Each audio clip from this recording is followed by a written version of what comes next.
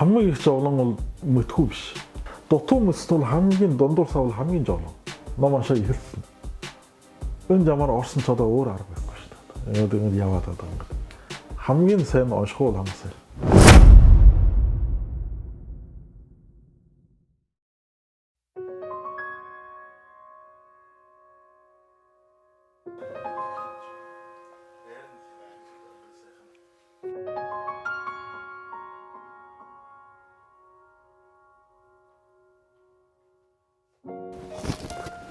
Сайн бацхан уу. Ном тайварсан яриа нэвтрүүлэг эхэлж байна. За нэг айлын номын сан гэдэг бол тухайн хүнийх нь зүрх сэтгэлийнх нь толь байдаг. Хүн ямар ном уншиж байна, ямар ном хадгалж байна, ямар номтой байна гэдгээр тэр хүн ямар хүн байна, юу хийдэг хүн байна гэдгийг бол ерөнхийдөө таньж болдог. Тэгээ өнөөдөр бид Өвөр Монголын яруу найрагч, зохиолч, эрдэмтэн судлаач Начин гэдэг айл ирээд тэр хүний номтой танилцах гэж байна. Манай гэр бүлийн хүмүүсийн ном гэж хэлсэн чинь гэхдээ Наасан цогт Сайшаал гэдэг хоёр том хүн бол бас манай Монгол үндэстнээ том бичгийн хүмүүс байгаа. Манай гэр бүлийн мөртлөө бас манай үндэстнээ одоо өв хөрөнгө гэж хэлж байна. Би одоо дахиж байгаа энэ хоёр бүтээл бол миний өвөөний бүтээл. Миний өвөө Сэчин бэлэг гэж хэлдэг. Тэгвэл энэ бол одоо миний аавын бүтээл. Миний аавын бүтээл одоо хайрын үлгий гэж эвлүүлсэн шүлгийн төвөр байж байгаа. Хайрын үлгий гэж. Миний аав ээж бол хамтарч Наасан цогтын оны чадгийг хийсэн. Оны чадгийг бол энэ чинь 2004 онд 2005 оны үед хөвлөсөн. Энэ нь бол миний аав ээжийн одоо Наасан цогтын 100 жилийн өдөр нь хөвлөж гаргасан бүтээл. Наасан цогтын судалгааны тухай одоо миний аавын юуд байна, үгэл шүмжүүд байна. Тэрийн дагаад бол би бас одоо Наасан цогтын судлалыг хийсэн. Энэ бол миний хөвлөсөн Наасан цогтын тухай судлал гэдэг ном. За ингээд ирвэл одоо миний энэ ажил би бол бас энэ юу оролддог, туул судалдаг шүү дээ. Гэсэр. Тэгвэл миний одооны судалгааны ажил би нэг байрын гэсрээр одоо гол болгоод нэг улсын одоо гүн ухааны нэмийн ухааны нэг том сэдвийг хийж байгаа. Тэн дээр орж байгаа одоо тэн дээр ашиглаж байгаа материалыг энэ нэг юм дотор байж байгаа. За энэ нь бол хятад бүтээлүүд. Энэ бол манай одоо энэ хятад хэвлэгсэн одоо энэ туул судлалын хамгийн одоо чухал бүтээлүүд. За энд байж байгаа бүтээлүүд яг миний жинхэнэ одоо юу нэ өөрийн мэрэгжилдээр ашигладаг бүтээл.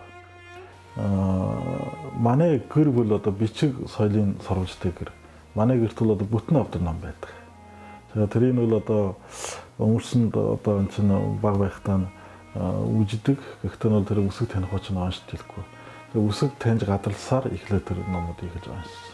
Хүн ном уншаад бол гол нь өөрийнхөө гэгээрүүд цэгэрүүлэх хэрэгтэй. Өөрийгөө нөх хэрэгтэй. Гадна ертөнцийн тэр номоор бол өөрийн дотоод сэтгэлээ ертөнцийн бол нээж өөрийгөө гэгээрүүлж олон одоо тэр үнэн сайхнууд өөрийгөө авч явах, өөрийгөө босгох энэ бол хамаг чухал. Тиймээс ном уншин гэдэг бол ямар ч хэдий холдоор хүн уншиж болно. Гэхдээ номтой өөрийн номтойгоо учрна гэдэг бол тэр бол хайр биш. Энийг бол би одоо ном уншсан шинэ жилд бол одоо их тодорхой мэдэрсэн. Би одоо бас арвин номыг бол одоо би 50 хүртэл ойлгож байгаа. Надтай уучрсан тэдгээр сайхан одоо сонгодог сайхан олонний бүтээлүүдийг философч багтж, уран зохиолын олонний судалгааны бүтээлч багтж. Манай уран зохиолын олонний онол гэдэг бол асар том. Дэлхийн уран зохиолын онол гэдэг асар том цогцлбор систем. Яагаад бол энэ дотор үе үеийн маш том философчууд орж ирээд бол уран зохиолын тухай, гожины тухай олон юм биссэн учраас энэ бол их том юм гэсэн үг. Энийг бол тэр чигээр нь одоо систем боолн дэрнэ салвараар нь бүр сайхан ойлгож авах гэдэг бол тийм хайр биш.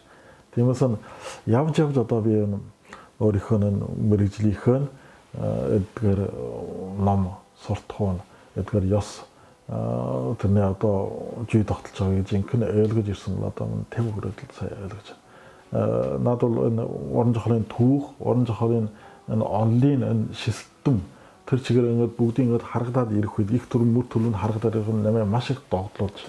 Маш их догтлуулж. Тэгээд би энэ дээр бол сайн сууж. Тэгвэл би заавал энэ нэг судалгааны адлын нэг эм жоох арга болгож одоо тэрнэр нэг хоол олж идий гэж энэ сууж байгаа юм шиг. Миний бүх сэтгэл, бүх уран бахал тэр чиглэж байгаа учраас би маш их баяртай. Говьсийнх нь бол ямар ч ашиг харахгүй. Тэн дээр байж байгаа гэж үл канди хэлснүүдэд говьсийнхны 4 зарчим байгаа шүү дээ. Тэн дотор ашиг гэсэн юм байхгүй. Өнөөс нь ямар юм олно гэсэн тийм очод байхгүй. Зарим одоо манай залуучуудын одоо тодорхой ашиг харж байгаа шүү дээ. Би за эдгээр номын уншиж би эрдмийн жирийг хамгаалъя тийм аа. Эрдмийн жирийг хамгаалаа би нэг сайн ажил олъё. Эсвэл энэ номыг гаргаж иж би нэг нэр төрд хүрье. Энэ бол ашиг харж байгаа юм даа. Би бас тийм байсан. Ашиг харж байсан. Гэхдээ одоо бол би тийм байдлаас л гарсан байна. Тиймээс энэ ном бол нэмээ хөтлөөд нэг номоос хөтлөөд нэмээ төрөд оруулж байгаа.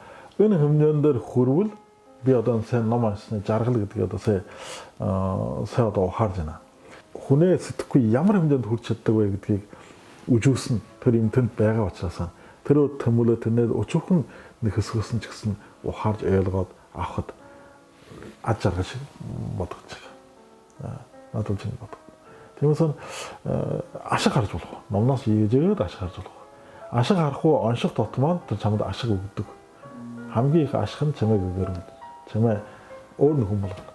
Ном гэдэг бол их том пирамид цоврох. Тэр бол мачд гаргах тийм ядар биш. Мач харахад тэр тийм том философичуд хүртэл нэг наснаа нэг 20 хуу даграм. Энгийн хүмүүс бол хүрдэлгүй. Хүрдэлгүй.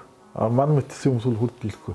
Гэхдээ нь тэр өөд яваад өөрийнхөө хэмжээнд дээр бас нэг хэмжээнд дээр хүртэл сэтгэхэд дийлчихвэл яа нэг хэдийн сэтгэхэд олоод нэг юмнээ цаана гараад сэтгэхэд дийлж явал би бодвол бас энэ чинь бас мандаа амчлал бас их сайн жаргал гэж бодож байгаа шүү дээ.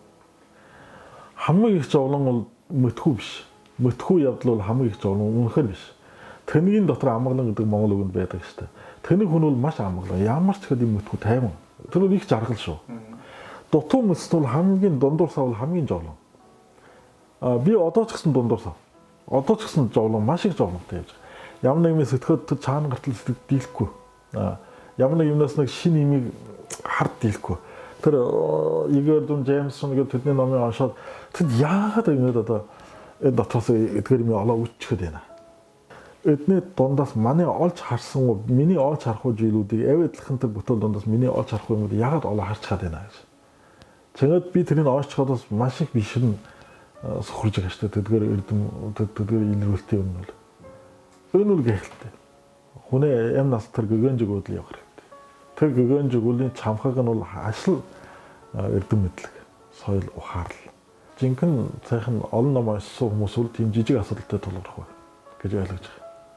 Миний хувьд бол ерөөсөн би нэг амьдралын утга учирын төлөө үргэлжлэх юм эсвэл тэрнээ над нэг ихний дотор хоосон санагддаг тийм үе ерөөсөн байг.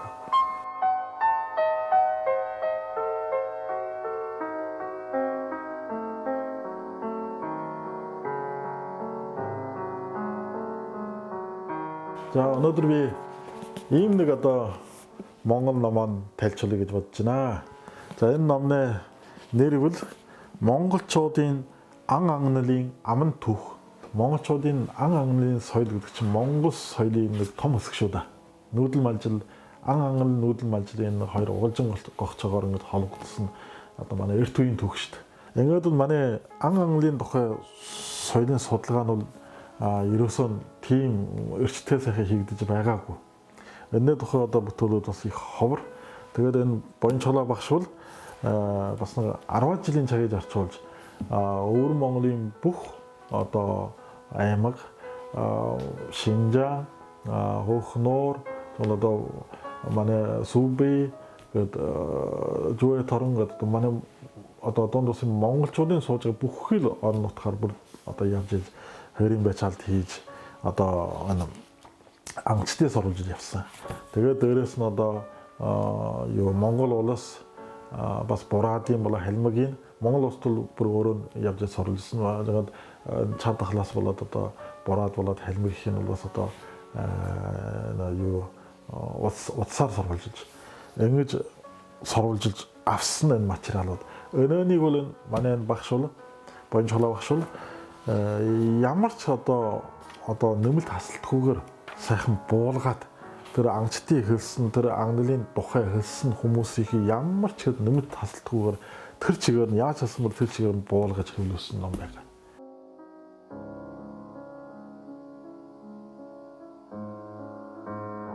За ингээд Начаахын номноос яг алийг танилцуулах вэ гэж баахан бодлоо. Ер нь бол энэ хойгоор байгаа уран зохиолын онлайн батууд, за энэ философийн батууд маш олон одоо миний гар хүрч чадаагүй одоо хархан гар хүрхээсээ зүрхшээгээд байгаа юм номнууд дотроос ингээд энэ номыг онцгой танилцуулж байна. Яг нь монголчууд мэднэлдээ гүнгээ засангийн эрдэнийн сан совчт гэдэг ном нь бол одоо бас монгол хүний философи шүлгүүдтэй ийм ном. Одоо монгол хүн болгон бас уншиж явах ёстой ийм судар номын нэг. Тэгээ энэ номыг онцгой танилцуулж байна.